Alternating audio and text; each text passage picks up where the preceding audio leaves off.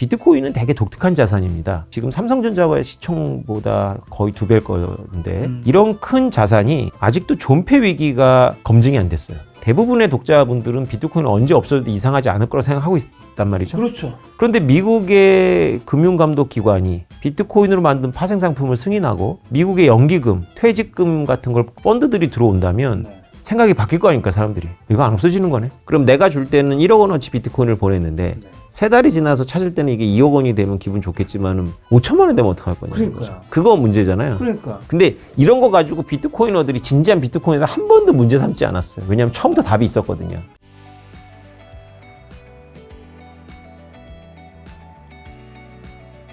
(2014년에) 비트코인을 발견하시고 이제 비트코인 공부하시면서 책도 쓰고 투자도 하고 계셔서 지금 마침 또 요즘에 비트코인 가격이 좀 꿈틀했잖아요. 다시 한번 또 대표님 모시고 한번 여쭤보려고 하는데 금년도 가격이 좀 상승했잖아요. 원래 한 2천만 원 초중반까지 갔었죠. 그거 갔다가 지금 이만큼 어쨌든 지금 5천만 원인가요? 네, 50만 원 넘었어요. 그 정도까지 오른 이유랑 전망부터 한번 여쭤볼게요. 네, 올해 2배 가까이 올랐는데요. 네. 가장 큰 이유는 너무 많이 떨어져서 그랬던 거고요. 기술적 반등인 것 같다. 네, 지난해 말에 이제 FTX라고 그 거래소가 모럴 해저드 때문에 네, 사건들이 많았죠. 네, 그거가 너무 충격적이었죠. 그래서 네, 이제 많이 떨어졌던 건데 반등이 있었고요. 또 하나는 연말 되면서 현물 ETF, 미국의 SEC가 현물 ETF를 내년 초에 승인할 거라는 그런 전망이 되게 우세해졌어요. 그 기대감이 반영된 거고요. 또 하나는 내년에 그 암호화폐 전체의 축제라고 할 수 있는 비트코인 4년 주기 반감기가 예정되어 있습니다. 네. 그래서 이제 그게 같이 세 개가 결합을 한 것 같아요. 그리고 아주 최근에는 이제 달러의 하락도 영향이 있는 것 같아요. 기술적 반등과 반감기랑 그 다음에 현물 ETF 그 다음에 달러 이제 말씀해 주신 하나씩 좀 더 여쭤보면 그럼 비트코인이 일단은 폭등 전에 보이는 신호들은 원래 이런 것들이 있는 건가요? 아니면 어떤 것들이 있는 거죠? 이번에 대표적으로? 좀 특별했죠. 네. 이번에 원래는 폭등 전에 특별한 신호는 별로 없고요. 가장 강력한 변수는 이제 변수라고 하기엔 좀 그런데 상수죠. 4년마다 있는 반감기가 그냥 오고 나서 조금 안 좋다가 한 6개월에서 8개월 정도 이렇게 진행이 되다가 폭등을 합니다. 했었습니다. 자, 그럼 일단 저희 시청자분들 코인 잘 모르신 분도 계시니까 여전히 또 별로 안 좋게 생각하시는 분도 계실 거고요. 반감기가 뭔지부터. 네, 반감기는 방사능 물질의 반감기가 아니고요. 네. 비트코인은 채굴이라는 게 이루어지는데 그렇죠. 신규 코인이 처음에 만들어졌을 때 10분당 50개씩 발행이 됐습니다. 그러다가 4년 지나서 25개로 줄어들었고요. 또 4년 지나서 12.5개로 줄어들었고 그 다음에 지금 6.25개 내년 4월에서 5월 사이에 3.125개로 줄어듭니다. 어쨌든 채굴 보상이 이제 반으로 줄어드는 거네요. 네, 맞습니다. 그러면 이 반감기 전과 후의 가격은 보통 어떻게 지금 일단 지난 역사에서는 반감기가 몇 번 있었던 거죠? 3번 있었습니다. 3번 있었으면 그 3번에서는 전과 후의 가격이 똑같은 패턴이었나요? 비슷하죠. 근데 이제 아무래도 처음에는 질량이 적으니까 뭐 수십 배에 올랐다고 봐야 되겠죠. 근데 이제 조금 둔화되죠. 왜냐하면 질량 자체가 늘어나니까 저점 대비로 봐야 돼요. 이게 한번 올라갔다가 오버슈팅 했다 꺼지는 거 말고 반감기 이후에 올랐다가 침체되거든요. 그 저점하고 이제 반감기 전에 저점하고 비교해 보면 이게 너무 예쁘게 로그 함수로 진행을 합니다. 로그 함수라는 게 상용 로그 학교 다니면서 배우셨으니까 아실 텐데 10, 100, 1000, 만 이렇게 가는 거죠. 그러니까 이게 지금 비트코인이 달러 기준으로 지금 이제 10만 달러를 지난번 때 못 넘고 그냥 주저앉은 게 이 가격이거든요. 3만 달러, 4만 달러 지금 왔다 갔다 하는데 원래 반감기 전에는 10,000달러를 못 넘고 한 7,000에서 8,000달러 왔다 갔다 했었죠. 그리고 그 전에는 1,000달러를 못 넘고 한 500에서 600달러 왔다 갔다 했었죠. 그래서 반감기 붐이 있고 나면 그 공이 하나 더 붙는 거죠. 내년에 반감기가 언제쯤? 4월로 예정되어 있어요. 4월로 예정되어 있으면 이 반감기 전에는 좀 떨어질 확률도 있는 건가요? 원래 반감기는 가격이 떨어지고 비트코인 시스템이 붕괴되는 걸 우려하는 목소리가 크죠. 반감기 때는. 그걸 약간 설명을 드리면 반감기가 단지 공급량이 줄어가지고 가격이 증가하는 게 아니고요. 반감기 때 이 비트코인이 얼마나 강력한 시스템인지를 검증을 받는 겁니다. 흔히 이제 알고 있기로 채굴자들은 그냥 신규 코인을 얻는 게 아니고 자기의 컴퓨팅 파워에 전기를 연결해서 에너지를 쓰면서 비트코인이라는 하나의 시스템의 보안성을 유지해 주는 거거든요. 근데 이들의 보상이 신규 코인인데 그게 반으로 줄어들면 채굴업자들이 수지 타산이 안 맞죠. 그러면 전기를 끕니다. 그러면 수지 타산이 안 맞아서 전기를 끄니까 어떤 일이 벌어지냐면 보안성이 약화되죠. 보안성이 약화되면 보안성이 약하다 해가지고 비트코인 가격이 떨어집니다. 그럼 비트코인 가격이 떨어지면 그나마 있던 채굴자들 또 나가요. 악순환인 거죠. 그렇죠. 보안. 그래서 이 악순환에 대해서 붕괴할 거라는 게 지난 과거 3번 다 우세한 전망이었어요. 그런데 안 망하거든요. 왜 안 망하죠? 가격이 2배 이상 오르면 된다는 생각을 하는 거죠. 그럼 똑같아지는 거죠. 그래서 안 망한다는 게 검증이 되면 그때 대중들이 안 망하는구나 하고 막 사재기를 하는 것 같아요.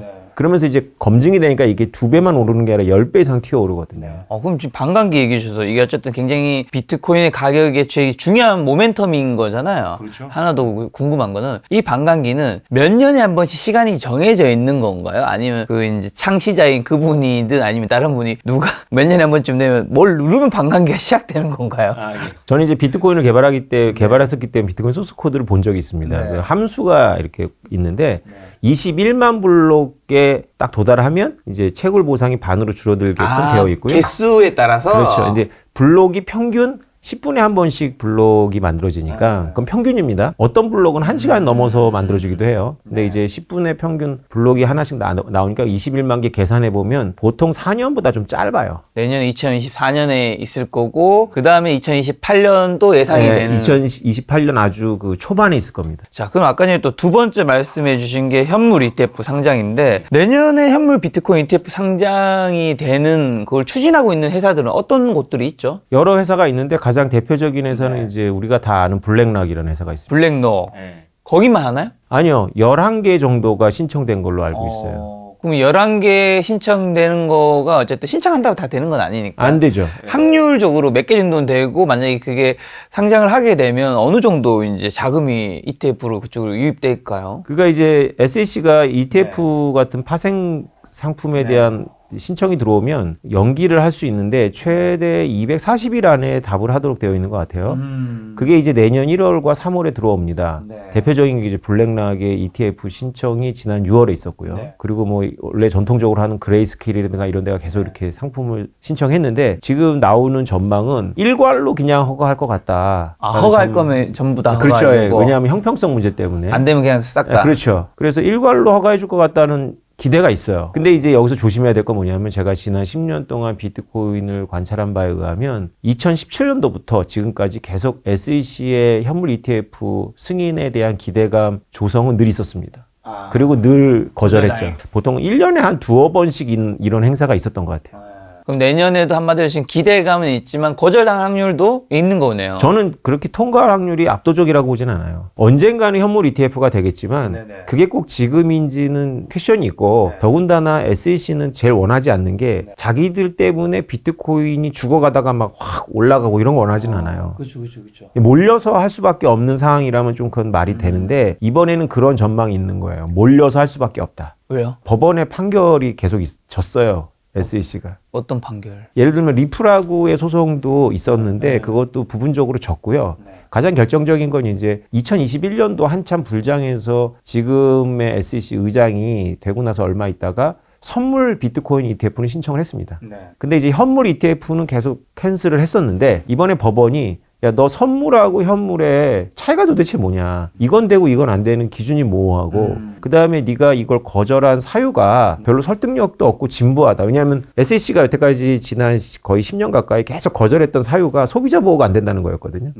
소비자 보호가 안 되는 이유는 두 가지인데 누가 얼마만큼 갖고 있는지 파악이 안 되는 데다가 많은 물량이 미국 국경 바깥에 있다. 그래서 가격 조작이 가능하다는 거예요. 그렇죠. 근데 이제 이거 재판을 걸거나 이런 쪽 거절당해서 재판권 쪽에서 논리가 설득력이 있었던 게 뭐냐면 니네가 승인을 안 해줘서 소비자 보호가 안 되는 거야. 니네가 승인을 빨리 해주면 금융계통으로 많이 들어올 거 아니에요, 비트코인이. 그러면 가격 조작 못한다. 그리고 SEC가 승인을 안 해주니까 증권 가지고는 못하는 것들을 큰 손들이 하는 거예요. 펌핑 앤 덤핑을 하는 거죠. 그거 증권 가지고 하면은 의도적으로 하면 감옥 가잖아요. 그거 중형입니다. 근데 비트코인 세계에서 그냥 펌핑 앤 덤핑을 아주 그냥 일상적으로 해요. 법적인 제재가 아직 없으니까. 회색 지역이니까. 그런 걸로 이제 공격을 했는데 법원이 SEC의 손을 들어주는 게 아니라 이제 원고들의 손을 들어줬죠. 그래서 SEC가 논리를 개발하거나 승인을 해줘야 되는 입장인데 최근에 이제 항소를 포기했어요. 그래서 이제 그런 사인들이 승인하려고 하는구나. 코너에 좀 올리고 있다. 네, 승인하려고 하는구나. 이런 느낌인 거죠. 만약에 그러면 현물 ETF가 상장이 되면 어떻게 되는 거죠? 그 비트코인 가격 간 관계는? 가격은 크게 오르죠. 근데 두 가지 이유가 있어요. 그거는 이제 작가님께서 말씀하신 대로 실제로 자금이 유입되기 때문인데 우리나라에서 뭐 권위 있는 그래도 암호화폐 권위 있는 코비 리서치에 의하면 최소 200억 달러가 들어온답니다. 그거보다는 저는 이런 수치로 나타나는 것보다는 더 중요한 의미가 있는 것 같아요. 그건 뭐냐면 비트코인은 되게 독특한 자산입니다. 지금 삼성전자와의 시총보다 거의 2배일 건데 이런 큰 자산이 아직도 존폐 위기가 검증이 안 됐어요. 우리 같은 사람들은 절대로 안 없어진다고 믿지만 대부분의 독자분들은 비트코인은 언제 없어져도 이상하지 않을 거라 생각하고 있단 말이죠. 그렇죠. 그런데 미국의 금융감독기관이 비트코인으로 만든 파생상품을 승인하고 미국의 연기금, 퇴직금 같은 걸 관리하는 연기금 펀드들이 들어온다면 생각이 바뀔 거 아닙니까, 사람들이. 이거 안 없어지는 거네. 그러면 존폐기가 늘 문제가 됐던 비트코인이 이제 안 없어진다라는 걸 꽝꽝꽝 도장을 찍어준 개념이 되는 거니까 단지 비트코인 ETF로 돈이 들어오는 것뿐만이 아니라 여러 나라의 금융기관들이 관련한 파생상품을 개발할 거고 그런 정부들이 승인을 할 거고 그런 물밀듯한 그런 인식의 전환 한마디로 비트코인과 관련해서 챕터가 한번 바뀐다라고 보고 있습니다. 한마디로 이제 유동성 자금도 몰려오지만 사람들의 그 마지막 심리적인 어떤 선이 있는데 그게 아니라는 거를 알려주는 게 될 것이다라는 건데 그럼 이제 금 ETF도 2004년에 상장했었잖아요. 금 ETF 지금 시가총액 어느 정도 되나요? 630조 원입니다. 2023년 9월 기준으로. 그럼 금 ETF 상장한 게 금값에도 영향이 있었나요? 그때 금 크게 올랐죠. 그럼 비트코인도 만약에 이런 것들이 상장하게 되면 가격이 좀 크게 오른다고 보시는 입장이겠네요. 근데 다른 영상에서 보니까 지금 비트코인 가격이 앞으로 뭐 단기간에 어떻게 될지 모르겠지만 시간을 10년 잡으면 앞으로 100배가 오른다고 근데 전망하고 계시던데. 그걸 찍었을 때는 2천만 원대였으니까 지금으로 지금요? 50배네요. 제가 왜 이 이야기를 드리냐면 100배라는 게 1배, 2배, 3배 이렇게 해서 100배가 되긴 어려운데요. 2배씩 10번 되면은 1000배가 넘죠. 그러니까 2배씩 한 6번, 7번 되면 뭐 100배 가까이 되는 걸로 알고 있는데 그런 식으로 움직이거든요. 그래서 이거를 이렇게 상상을 잘 못 하세요. 그러니까 제가 비트코인을 샀을 때가 50만 원 때였어요. 그 벌써 지금 100배거든요. 10년이 됐는데 제 예상보다 좀 느려요.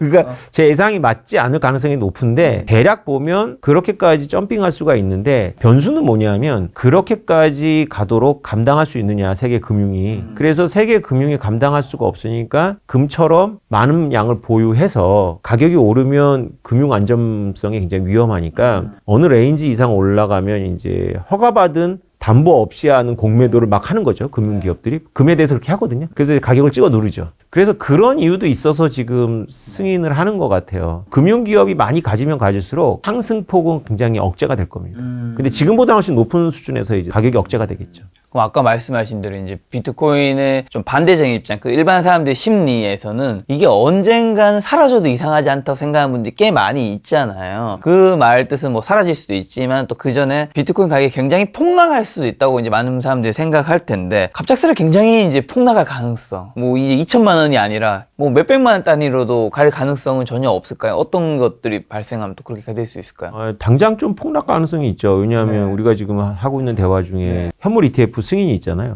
그 기대감 때문에 올랐던 거는 아마 그게 거절이 되면 많이 내려갈 겁니다. 내려가면 뭐 100만 원대로 돌아가진 않을 거고요. 뭐 2천만 원, 3천만 원대까지 떨어질 수는 있겠죠. 근데 그 정도까지 떨어지면 또 기다렸던 매수세가 엄청나게 들어옵니다. 비트코인에 대한 믿음을 좀 가지셔도 되는 게 비트코인은 한 번도 과거의 저점 미만으로 돌아간 적은 없어요. 이번에 예외적으로 FTX 사태 때문에 이제 정고점이었던 2,500만 원이 뚫렸던 거죠. 한국 가격 기준으로. 근데 잠깐 뚫렸었고 원래 그 전고점보다 늘 높아요. 굉장히 또 붐이 만들었던 전고점이 순간적으로 2,500만 원이었거든요. 그 당시 이후에 굉장히 그 빙하기를 겪으면서 나 2,500만 원에 물렸어 막 이런 괴로워하고 그랬어요. 근데 지금 가격 입장에서 보면 2,500만 원이 물린 게 아니잖아요. 그러니까 이게 다시 뭐 2천만 원 미만으로 떨어지고 이런 거는 기대 안 하셔도 돼요. 왜냐면 실수요가 굉장히 생각보다 탄탄합니다, 비트코인. 근데 또 어떤 분들은 아까 전에 이제 반감기도 얘기해 주셨지만 어쨌든 그게 점차 내가 시간을 들여도 이제 채굴 해도 점차 적게 채굴이 되는 거잖아요. 근데 다른 어떤 분은 저희 채널 출연하셔서 그런 얘기 하시더라고요. 사실 개수가 줄어든다고 볼 수 있지만 사실상 이게 비트코인을 한 개 단위로 살 수 있는 게 아니라 0.1개에서 살 수 있고 0.0 몇 개에서 살 수 있어서 1과 0 사이에 그 엄청난 숫자가 있기 때문에 이건 사실 거의 무한대로 가깝다 그렇게 쪼개면 자기는 부정적으로 본다고 하던데 이런 의견은 어떻게 생각하세요? 그냥 숫자잖아요, 숫자. 그러니까 네. 우리가 1과 0 사이에는 무한한 수가 있어요. 그렇죠. 그러면 뭐 다른 것도 다 마찬가지예요. 돈도. 그렇다고 무한한 게 아니잖아요. 그거는 밀턴 프리드만이 금이 필요 없다라는 걸 논증하면서 금은 몇 톤이 있거나 한 조각이 있어도 마찬가지라는 얘기를 한 적이 있어요. 그거는 좀 다른 차원인데 그러니까 어차피 금을 실소유하는 게 아니라 금을 근거로 장부를 만드는 거기 때문에 요만큼의 금도 수학적으로는 엄청나게 쪼개지잖아요. 그렇죠, 그럼 그 비율만큼만 우리가 소유하면 되는 거예요. 그래서 우리는 전 세계에 있는 금이 이만큼이든 요만큼이든 그중에 어느 비중을 내가 갖고 있느냐가 중요한 거죠. 그리고 비중 사이에는 더해지기도 하고 빼지기도 합니다. 비트코인도 마찬가지예요. 우리가 2100만이면 어쩌고 그거를 2억 1000만으로 부르면 어쩌습니까? 상관이 전혀 없어요. 중요한 건 내가 1비트코인을 갖고 있다는 건 전체 비트코인의 2100만 분의 1을 갖고 있다는 거죠. 그럼 내가 0.5를 갖고 있다는 거는 4200만 분의 1을 갖고 있다는 거거든요.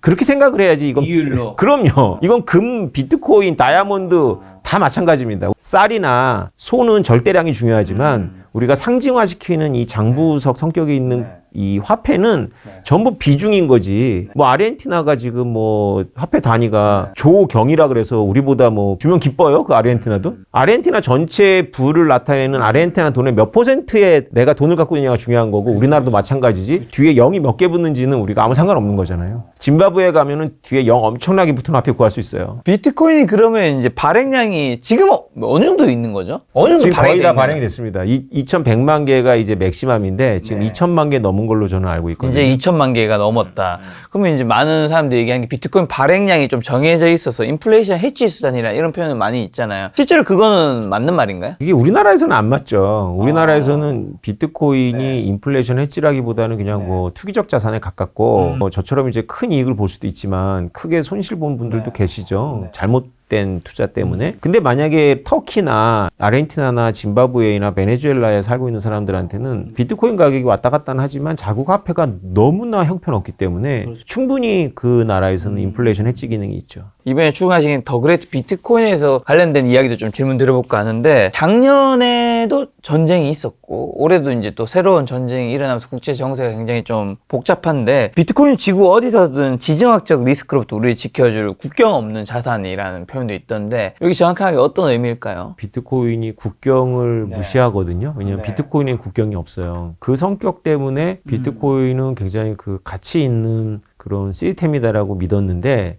그런 얘기를 계속해도 사람들이 이렇게 좀 온실 속에 살고 있었죠, 지금까지. 그 지정학적 위기라는 게 크게 와닿지 않았었고. 그러다가 작년에 이제 러우 전쟁, 올해 이제 이스라엘하고 하마스. 제가 이런 얘기를 할 때는 별로 파급 효과가 없는데 블랙락의 레리 핑크 회장이 ETF를 신청한 다음에 폭스뉴스 나와갖고 뭐라 하셨나요? 비트코인은 금융을 혁신하는 잠재력이 있는데 당신이 전 세계 어디에 있든지 간에 당신의 자산을 지켜주는 인터내셔널 어셋이다 라고 말씀을 하셨어요. 그리고 이번에 하마스 전쟁에서도 비트코인 가격이 오르니까 아 그것은 지정학적인 위험을 해지하려는 사람들의 수요 때문이다라고 또 그분이 말씀하셨거든요. 저랑 똑같은 이야기를 이제 그분이 최근분에 떠들죠. 그럼 궁금한 거는 이번에 하마스 전쟁 이전에 러시아 우크라이나 전쟁이 있었잖아요. 그때 비트코인 가격은 안 오르지 않았었나요? 떨어졌죠. 말씀대로 하면 러시아 우크라이나 전쟁이 있고 하면 이제 가격이 오르고 이번에도 하마스도 오르고 하면 아 이게 지정학적 리스크는 비트코인 가격을 어쨌든 오르게 하고 왜냐하면 국경을 이동하고 할 때 이게 코인인 어디든 이동할 수 있게 되는데 다르게 움직였잖아요. 가격만 보면 혼란스럽죠. 근데 저는 이제 피부로 느끼는 게 제 주변에 이제 공부하신 분들 한테 비트코인을 지난 10년 동안 설명했는데 잘 납득을 안 했어요. 근데 작년에 저를 보는 눈이 바뀌더라고요. 왜냐하면 실제로 우크라이나 사람들이 국경을 폴란드로 넘어서 가족을 보낼 때 비트코인하고 이더리움을 멀리 있는 친척한테 송금받고 심지어는 우크라이나 디지털 장관이 비트코인하고 이더리움 후원금이 없었으면 우리 생수도 못 샀다 이런 얘기를 했어요. 그런 걸 이제 보면서 지식인들은 태도가 바뀌었어요. 근데 가격은 떨어졌죠. 왜 떨어졌냐면 왜요? 그거는 푸틴도 비트코인을 좋아해서 그래요. 그래서 미국 정부가 비트코인에 대해서 중립적인 입장을 좀 갖고 있다가 러우 전쟁 이후에 비트코인에 손대지 마. 금융기업이나 대기업한테 어떤 압력을 무언의 압력을 엄청나게 줬죠. 러시아 푸틴이 많이 갖고 있으니까. 러시아가 이제 스위프트망을 미국이 이제 맞아요. 생션을 하니까 네. 그걸 우회하려고 비트코인을 언급을 했어요. 그래서 이제 미국의 민주당, 지금 여당인 민주당 의원들이 엄청나게 비트코인에 대해서 이제 알람을 울렸죠. 그것이 이제 바이든 행정부에 반영이 되니까 기업들이 눈치를 보는 거예요. 그 전에 골드만삭스니 JP 모건이니 뭐 구글마저도 비트코인과 블록체인 가지고 뭘 하겠다는 식으로 이제 하다가 딱 움츠러들었죠. 그래서 지정학적이라는 건 이제 양면성이 있는 것 같아요. 그래서 지정학적으로 개인들한테는 비트코인이 필요하다는 걸 인식을 시켰는데 이제 기업이나 이런 제재 대상인 러시아도 비트코인을 활용한다는 게 있으니까 이번에 바이낸스 회장이 감옥에 갈 형량 거래를 했잖아요. 우리는 전부 뭐 증권법 위반이라고 생각을 했었는데 그 바이낸스에서 청펑차오가 이제 항복할 수밖에 유죄를 인정한 게 뭐냐면 하마스가 바이낸스에서 자금 세탁을 했대요. 분위기가 험악한 거예요, 이 문제는. 그걸로 감옥 가요, 내년에. 18개월로 예정되어 있던데요. 우크라이나 때는 어쨌든 그 이유로 해서 가격이 떨어졌고 이번 하마스 때 가격이 오른 거거든요. 하마스가 영향을 미쳤는지 잘 모르겠어요. 그냥 지금 하반기에 아까 제가 가격 오른 이유 중에 전쟁은 안 들었잖아요. 그렇죠. 네, 그냥 오르는 시점인데 그게 겹쳤을 수도 있고. 더 우리가 포인트로 봐야 되는 건 뭐냐면 바이낸스가 형량 유죄 인정을 짱뽕 짜고 했음에도 불구하고 그 주된 이유가 자금 세탁, 하마스 자금 세탁인데 했음에도 불구하고 그날 가격이 올랐어요. 유죄 인정한 날, 언론에 나온 날, 우리나라로 새벽이었거든요. 그건 뭐냐면 시장은 잘 아시겠지만 뭐 좋은 뉴스, 나쁜 뉴스를 보다는 확실해지는 걸 더 원하는 거예요. 바이든 정부가 우크라이나 전쟁 때는 비트코인에 대해서 확실한 태도를 보인 게 아니라 눈치를 계속 줬던 것 같아요. 근데 이번에는 뭐 바이낸스 회장이 CEO가 그냥 감옥 가기로 했으니까 가격이 오른 거죠. 바이낸스에서는 자금이 유출됐는데 비트코인은 가격이 올랐어요. 그날 밤에. 지금 미국은 비트코인에 대해서 어떤 입장인 거예요? 뭐하죠? 미국 정부, 우리나라 정부랑 좀 달라요. 연방 정부이기 때문에 연방 정부가 모든 걸 다 결정한다는 의식은 별로 없어요. 근데 이제 안보 같은 거는 중요하니까 재작년에 비트코인이 바이든 정부한테 안보적 위협이 될 수 있는지를 따지라는 이제 그런 경고가 올렸던 거고 북한 문제도 있고 그래서 근데 원래 이제 증권 관련한 것들은 연방 정부가 뭐 좌지우지한다기보다는 관료 엘리트들이 했었는데 비트코인은 이제 그걸 못 풀었었던 거죠. 근데 블랙록이 민주당 최대 후원자입니다. 그럼 지금 여당이 민주당 최대 후원자가 선거를 앞두고 있는 상황에서 ETF를 신청했다는 것을 사람들은 뭐 예사롭게 보진 않는 것 같아요. 이거는 이제 그냥 우리 같이 이렇게 카운터 가갖고 이렇게 신청한 게 아니고 이미 뒤에서 핵심 멤버들끼리는 다 합의가 된 상태에서 신청을 했을 거라고 함정 추론하는 거죠. 그럼 전쟁과 관련해서는 사실 또 이제 아시아에서는 대만과 중국의 뭐 그런 좀 이슈라는 것도 있고 한국도 아직 사실 휴전 국가이니까요. 우리 동아시아에서도 전쟁이 일어나면 이런 코인 이런 것들이 반드시 보면 필요한 걸까요? 그렇죠. 그래서 이거는 진짜 바라면 안 되고 저도 바라지 않습니다. 지금까지 비트코인이 발명되고 나서 있었던 지정학적 위기는 시리아 내전, 그 다음에 러우 전쟁, 그리고 이제 이번에 중동 위기였거든요. 여기는 전부 그닥 중산층이 튼튼하지 않아요. 돈이 없다는 얘기죠. 근데 대만과 한반도에서 위기가 발생해요. 그러면 우리나라 가상화폐 거래소도 닫습니다. 금융망을 다 닫기 때문에. 그러면 이제 없어서 못 구하는 거죠. 친척, 외국에 있는 친척이나 이런 사람들 통해가지고 막 살려고 하니까 여기는 부자 지역이에요. 대만, 우리나라, 일본은. 가격이 엄청 치솟죠. 치솟을 수밖에 없다. 거기랑 부의 크기가 좀 다르니까. 그럼요. 근데 이건 바라면 안 되는 이야기고. 네. 비트코인을 지금 국가 차원에서는 어느 나라가 가장 많이 갖고 있고 그다음에 G2라고 하는 미국과 중국은 어느 정도 좀 갖고 있는 건가요, 혹시? 중국 정부는 안 갖고 있는 걸로 나오고요. 이게 포브스지에서 나온 자료인데 제일 많이 갖고 있는 게 미국이고 지금 현재 잔액이 6만 3천, 그러니까 6만 8천 개니까 7만 개를 갖고 있습니다. 그 다음에 2위가 에살바도르예요. 에살바도르는 왜 갖고 있는지 아시죠? 법정화폐 하기 때문에 맞아. 가지고 샀습니다. 그때 뭐 거기 국가인가 뭐 샀는데 막 손실 보고 하지 않았어요? 그렇죠. 이제 대통령이 2,500개를 갖고 있네요. 그 다음에 3위가 우크라이나 정부 이렇게 됩니다. 중국은 안 나오고요. 그 다음에 거의 의미 없어요. 이게 미국은 왜 이렇게 많이 갖고 있냐면은 한때 30만 개 가까이 갖고 있었네요. 그게 다 팔아먹었어요. 미국은 지난 10년 동안. 미국은 그 범죄 수사 관련해가지고 자산을 압수한 겁니다. 이게 전부 압수예요. 범죄 관련해가지고 자금 세탁. 압수해서 받은 게 그 정도 있는 거야? 근데 미국이 이거를 보유를 할 생각을 안 하고 그때마다 계속 경매로 처분했어요. 근데 그 경매 시점이 되게 묘해요. 비트코인 가격이 좀 이렇게 꿈틀거리고 올라올 때마다 경매를 발표하더라고요. 그러니까 찍어 누르겠다 이거죠. 근데 이제 얼마 전에 이제 나온 자료에 의하면 미국이 그렇게 비트코인을 팔아치워가지고 본 손실이 몇 조라는 거죠. 그래서 이제는 팔지 말라는 이제 압력이 들어와요. 이게 가지고 있으면 연준의 중요한 자산이 될 수 있다. 금 이상으로. 그러니까 미국은 적극적으로 갖고 있는 건 아니고 범죄 수사를 하다 보니까 이제 갖게 된 거고, 근데 제일 많이 갖고 있죠. 근데 사실 여긴 안 나오는데 공개된 자료만 가지고 이제 추정하는 거니까. 근데 여기도 기사에도 말하지만 북한이 많이 갖고 있어요. 아, 북한이요? 네, 그래서 추정이에요? 팩트인 거예요?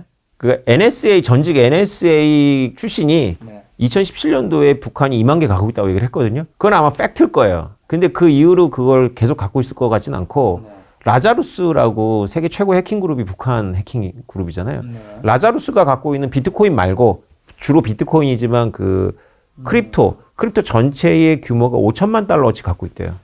그닥 많은 건 아니죠. 5천만 달러니까. 현재 어쨌든 미국 가지고 있는 건 7만 개인데 북한이 2만 개 갖고 있다니까 약간 조금 뭔가 안 와닿는 부분인데 뭐 엄청난 차이 정도는 아닌 것 같아서. 그걸 아셔야 돼요. 원래 모든 신기술은 그거를 선용하려는 사람보다는 좀 뭔가 악용하려는 사람들이 먼저 눈을 뜨는 게 당연한 거예요. 인터넷도 그랬잖아요. 인터넷은 지금 우리가 떼려야 뗄 수 없고 걔 유익하지만 초창기에는 뭐 전부 뭐 이상한 영상이나 뭐 그런 거였잖아요. 네, 도박이나 이런 거였는데 제가 공부한 바에 의하면은 정부들 중에서 가장 먼저 비트코인의 가치에 눈을 뜬 게 북한이에요. 그래서 2016년도에 그런 사건들 많았잖아요. 병원이나 학교 같은 데 서버를 다운시켜 놓고 비트코인 보내주면 열어줄게 뭐 이런 거 많았어요. 그걸 랜섬웨어라 그러는데 그 라자루스들이 한 거예요. 비트코인 받아서 그걸 열어줬죠. 그렇게 모은 게 그 당시에 비트코인 쌀 때 2만 개였죠. 그러면 미국을 포함해서 좀 중국이랑 유럽이랑 일본, 한국은 국가적인 차원에서는 비트코인 좀 어떻게 생각하는 거예요? 그럼 미국은 약간 모호하다는 식으로 표현하신 것 같은데. 지금 말씀하신 나라들 중에서 그래도 가장 비트코인에서 호의적인 엘리트가 많은 나라가 미국이고요. 다른 나라는 미국 어떻게 하는지 보고 따라할 생각인 것 같아요. 대표적으로 우리나라 같은 경우에는. 원래 비트코인은 정부들이 좋아할 수는 없습니다. 중국은 더더군다나 좋아할 수가 없어요. 지금 뉴욕타임즈 기사에 의하면 중국은 한 달에 자본 유출되는 규모가 500억 달러예요. 중국인들이 해외로 나가서 미친 듯이 해외 아파트나 보험까지 듭니다. 보험까지. 그게 이제 자금을 외국으로 빼돌리는 방법인데 500억 달러 규모니까 중국이 해외에서 무역 흑자로 벌어들이는 돈, 매달 벌어들이는 돈하고 비슷한 규모가 중국인들이 자금을 유출합니다. 물론 중국 정부를 막으려고 노력을 하죠. 근데 환치기도 이용하고 뭐 온갖 걸 다 이용해서 그렇게 한다는 거예요. 뉴욕타임즈에 의하면. 근데 뉴욕타임즈 기사를 제가 가만히 봤는데 비트코인 얘기가 없어요. 근데 사실은 제가 10년 전에 비트코인 발견하고 느낀 건 뭐냐면 중국 위안화 거래 비중이 너무 높았거든요. 아, 이거는 중국 부자들이 자산의 일부를 비트코인으로 담으려고 하는 거다라고 저는 눈치를 챘어요. 근데 시진핑 주석이 들어와서 비트코인을 엄청 엄하게 다스렸거든요. 왜냐하면 시진핑 주석이 부패 척결로 인기를 얻었는데 시진핑 주석 전에 정권이 이제 상하이방이라 그래서 장점인 계열이었어요. 그들이 돈이 엄청나게 많은데 그들이 비트코인으로 많이 자금 세탁을 하니까 그걸 알고 이제 억누른 거죠. 그런 정치적인 의도가 있었던 것 같아요. 중국 같은 경우는 반비트코인이죠. 노골적인. 그래서 비트코인이 올라올 때마다 그 찬물을 끼얹은 건 중국입니다. 2013년도에 비트코인이 우리나라 돈으로 100만 원 넘으면서 미친 듯이 올라간 적이 있었어요. 그때 중국 인민은행장이 텐센트라든가 알리바바 같은 중국의 기업들은 IT 기업들은 비트코인 손대지 마 이렇게 구두로 명령해서 찬물을 끼얹었고요. 2017년도 또 불장에서는 중국은 거래소 금지시켰어요. 중국 내에 있는 모든 거래소가 폐지됐죠. 2021년도 불장에서는 채굴자들을 다 내쫓았죠. 그럼 이제 이번 불장이 온다면 중국 어떻게 할 것 같으세요? 하나 남았습니다. 카드가 소유 금지. 중국 국민들의 비트코인 소유 금지. 그런 식의 수순을 밟을 수밖에 없는 게 비트코인이 중국 같은 나라들의 통화 주권을 위협해요. 그 우리도 마찬가지거든요. 그거는. 그 미국도 마찬가지예요. 근데 미국은 원래부터가 자본이 자유롭게 출입하는 것에 좀 내성이 있는 나라고 우리나라만 해도 그 내성이 없다가 이제 열었다가 당한 게 이제 우리가 당한 게 외환위기였잖아요. 할머니한테 당했잖아요. 그 이후로 우리도 내성이 많이 커졌고. 근데 중국은 그런 준비 안 되어 있어요. 그러니까 어떤 식으로든 막으려고 하겠죠. 어떻게 보면 대표님은 비트코인의 가능성을 되게 무궁무진하다고 보시고 가격도 오른다고 보시는데 예를 들어 중국 같은 경우는 그런 걸 어쨌든 다른 나라들에서는 그걸 받아들이고 가격이 오르는데 중국은 계속 안 받아들이면 중국은 그런 데서 뭔가 좀 낮아지는 그런 자산이 낮아지는 그런 게 있을 수 있는 거 아닌가요? 그렇죠. 그래서 아까처럼 그런 모두가 광기처럼 휩싸일 때는 중국은 그 찬물을 끼얹었고 제가 그 인맥을 통해 갖고 저도 이 업계에 있으니까 들리는 소문에 의하면 한때 진짜 블록체인은 중국계가 다 했어요. 지금 짱퐁차오도 중국계 캐나다인이고 한때 ICO나 이런 거는 싱가포르 가서 했었어야 돼요. 홍콩이나. 전부 중국 돈이었거든요. 근데 지금 ICO나 이런 거 하잖아요. 중국인이 잡혀갑니다. 감옥에 가요. 그런 이야기가 계속 들려와요. 중국이 그만큼 이제 엄한데 이걸 생각해 봐야 돼요. 자, 그래서 중국이 소유 금지를 하면 비트코인을 소유 금지할 수 있는 건가? 중국이 2021년도에 채굴을 금지했어요. 그래서 중국에 있었던 채굴자들이 전부 중국 밖으로 나갔거든요. 어느새 다 들어갔어요. 그래서 지금 통계에 의하면 전 세계 비트코인 채굴의 20%가 중국에서 됩니다. 지금도 금지 상태인 거 아닌가요? 그렇죠. 근데 어떻게 하는 거예요? 중국은 되게 막강하잖아요. 이 국가의 힘이 그냥 잡아들여서. 그렇죠. 그러니까 북경이나 상해에서 하진 않겠죠. 아... 저기 어디 티벳의 왜? 수력 발전에서 한다든가 신장 이구리에서 태양열을 한다거나 하겠죠. 네. 중국은 넓습니다. 그리고 인간이 아직 안 된 게 뭐냐면 10억 넘는 국민들의 일거수일투족을 감시하는 거는 아직은 우리가 소설에서나 가능하지 그렇죠. 아직은 중국마저도 그건 안 되어 있는 거죠. 근데 각 국가들에서 사실 코인을 이런 것들을 굉장히 좀 위험하고 아직 다 받아들이지 않는 것 중에 하나가 이제 기존의 화폐나 이런 시스템이 흔들릴 수 있기 때문에 그래서 그런 걸 좀 대체하기 위해서 12DC 같은 것도 만들려고 하고 있잖아요. 이거는 지금 12DC 얘기 나온 지 꽤 됐잖아요. 이거는 이제 뭐 지금 말씀드린 미국, 중국, 유럽, 뭐 일본, 한국 이런 주요 국가에서는 지금 12DC는 어떤 정도 지금 진행되었고 만약에 이게 진짜 안착되면 비트코인이랑은 어떻게 관계가 될까요? 한 학기 분량의 강의인데요. 여러 나라가 CBDC를 실험하고 있습니다. 그러니까요. 특히 우리나라는 지금 거의 직전에 와 있다라고 제가 들었어요. 근데 아마 정치적 판단을 좀 하셔야 될 거예요. 근데 네. 한국이 CBDC를 왜 하는지, 한국은행이 왜 하는지 하면 어떤 파급 효과가 있는지는 저는 잘 모르겠습니다. 근데 제가 관심 있는 분야는 이제 달러 CBDC가 나오느냐 안 나오느냐는 거예요. 그래서 저는 달러 CBDC에서는 계속 모니터링을 하고 있는데 네, 달러 어떻게 될까요? 회의적입니다. 두 가지 이유가 있어요. 달러 CBDC가 나오면 일단 상업은행들이 되게 고전을 합니다. 미국의 상업은행들이. 네. 그 이유는 왜 그러냐면 우리가 상업은행에 돈을 맡겨놓는 이유는 이자가 높아서가 아니고요. 미국 같은 경우에 옛날에는 자기가 주거래 은행에다 돈을 맡겨놓으면 자기가 수표를 발행할 수가 있었어요. 그래서 큰 액수는 현금을 갖고 다니고 싶지 않고 이제 수표 발행하려고 했던 거고요. 최근에는 온라인 뱅킹을 쓰려고 놔두는 거죠. 그러면 은행은 이 돈을 가지고 언제든지 고객이 찾을 수 있는 돈을 가지고 장기로 대출해 줍니다. 네.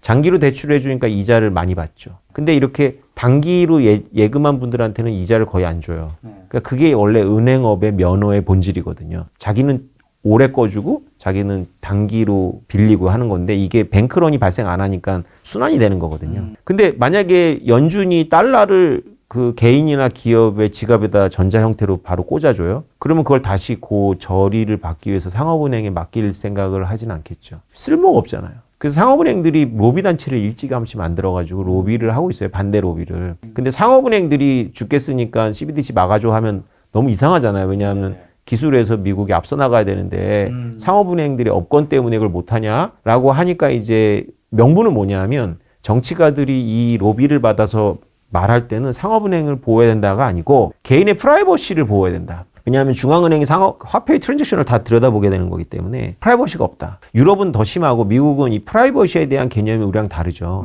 프라이버시야말로 자유라고 생각하는 그렇죠, 사람들이 있으니까 그들이 이제 반대 법안도 준비하고 있고요. 그 반대가 만만치가 않습니다. 한마디로 대표님은 안착되기 힘들다고 보시는 것 같은데 특히 달러 CBDC는 달러 CBDC가 안착이 되면 어떻게 되는 거예요? 그럼 코인 가격은 떨어지는 건가 올라가는 건가요? 달러 CBDC가 이제 어떤 형태냐에 따라 다른데 네. 만약에 달러 CBDC가 나와서 지금 우리가 사용하고 있는 신용카드나 온라인 뱅킹과는 근본적으로 다르다. 그걸 어떻게 할 수 있냐면 신원 인증을 하지 않고 누가 갔든지 간에 암호만 맞으면 소유권이 인정받는 형태다라고 하면은 그때부터는 이제 아마겟돈이 열리는 거예요. 첫 번째, 지금 시스템이 파괴됩니다. 지금 시스템이라는 거 우리가 포스트 1945 시스템이라고 하는 건데 달러를 키커런시라고 해요. 기축통화. 유니버셜 커런시가 아니에요. 세계화폐가 아니에요. 예전에는 세계화폐가 있어요. 금화라는. 근데 포스트 1945 시스템에서 금화를 없애면서 달러를 금하고 연동시키는 대신에 달러를 기축통화로 놓고 100개가 넘는 주권 국가들이 전부 통화를 발행할 수 있는 통화 주권을 존중했어요. 수출업자가 달러를 얻으면 자기가 그 달러를 자기 국내에서 유통시키지 못하고 자국에 중앙은행 갖다 주고 자국 통화를 받아가지고 유통을 시켰거든요. 세계 시민들은 미국인들 말고 세계 시민들은 달러를 생활에서 안 썼어요. 대부분의 나라들이. 자기 나라 돈을 썼지. 그렇죠. 근데 만약에 달러가 대한항공 마일리지처럼 결국은 서버에서 인증해 주는 것이 아니라 어떤 프로토콜에 의해 가지고 이전이 된다. 그럼 달러 CBDC가 미국 바깥으로 엄청나게 나오겠죠. 그러면 우리나라는 모르겠지만 일본도 모르겠어요. 그런데 중국인들은 위안화 대신 달러를 소유하려고 할걸요. 아프리카, 중남미 전부 달러 소유하려고 할 거예요. 그 나라들은 가뜩이나 화폐가 약한데 네. 무너질 거예요. 화폐 시스템이. 음. 그러면 이거는 비트코인하고는 달라요. 근간이 무너지는 거예요. 근간이. 지금 현재 시스템이. 네. 또 하나는 사람들이 이 기술적인 내용을 잘 몰라서 그러는데 이더리움하고 비트코인이 다른 거라는 건 아시죠? 그렇죠, 그렇죠. 근데 비트코인이 이더리움 상에서 발행이 돼요. 왜냐하면 비트코인도 암호를 쓰고 있고 이더리움도 암호를 쓰고 있기 때문에 비트코인 1비트코인을 이더리움에서 잠궈요. 이더리움 플랫폼에서. 네. 이 잠그고 열쇠를 발행하는 거예요. 만약에 이더리움의 망에서 만들어진 어떤 코인이 그게 비트코인을 잠근 열쇠라면 이것도 비트코인과 같은 가격이거든요. 그걸 얻으면 이걸 열니까. 그러니까. 그럼 이건 비트코인 상에서는 안 움직이는 것처럼 보여요. 어느 지갑에 들어있는데 이게 이더리움에서 파생됐거든요. 만약에 달러 CBDC가 이런 암호 체계라면 이더리움이나 더 빠른 어떤 그런 좋은 체인에서 그걸 잠그고 1달러의 코인을 발행해 버리는 거예요. 그럼 이 코인은 스테이블 코인이 돼 버리는 거죠. 그렇죠. 이건 열쇠니까 열 수 있으니까 그 달러를. 그럼 이걸 막으려면 어떻게 되냐면 대한항공 시스템으로 가면 돼요. 제가 마일리지가 애매하게 남아서 작가님이 요번에 미국 간다 해서 제가 이걸로 제 거 쓰세요라고 하면서 제가 팔 수 있으면 좋을 텐데 못 팔거든요. 왜냐면 내가 아무리 돈을 받고 팔아도 결국 인증해 주는 건 대한항공 서버예요. 그게 신원인증 시스템이거든요. 네. 근데 프로토콜 시스템이라는 건 뭐냐면 내 지갑에 있는 대한항공 마일리지를 작가님한테 제가 돈을 주고 팔건 고스톱 쳐서 져서 넘기건 그냥 주건 간에 넘어가면 그걸 쓸 수가 있다면 그 프로토콜이거든요. 달러 CBDC가 이런 프로토콜을 따르게 되면 국경을 넘게 되고 그 다음에 암호화폐 시스템에 포섭이 돼버려서 암호화폐에 그렇게 오매불망 바라던 스테이블 달러 코인이 만들어지는 거예요. 이걸 잠그고 파생을 시켜버립니다.